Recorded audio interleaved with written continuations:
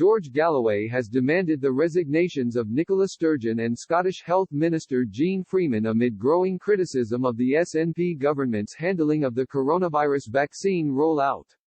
Mr. Galloway was responding to reports of a shambolic start to Scotland's COVID-19 vaccine programme, with frontline NHS workers forced to wait for hours to get an injection and GPs complaining they are already running low on supplies.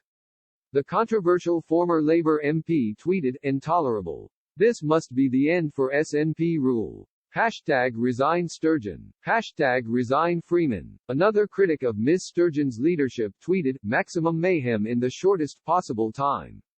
Kill the economy. Kill education. Kill the elderly. Blame Westminster. If you think these failures are not by design, how else could the SNPF **** up so much?" Another said, "Nicola Sturgeon should be held accountable for the vax rollout the same as Boris. But Boris shows a Churchill passion in this, and it seems the SNP wants to hold it back. It may cost her votes." Scottish Labour health spokeswoman Monica Lennon said was unacceptable for NHS staff to be left queuing outside in the cold for hours. She said, frontline hospital staff who had appointments were left in conditions hazardous to their own health and detained from carrying out their duties in the hospital for hours. There is no priority greater than the vaccination program, and that is why it is essential that Jeane Freeman gives a guarantee to the people of Scotland that such scenes will not be repeated across the country in the coming months. It's time for Jeane Freeman to get to grips with the vaccination program, publish daily figures on the number of vaccinations available and administered, and ensure that our NHS staff do not pay the price of a bungled rollout.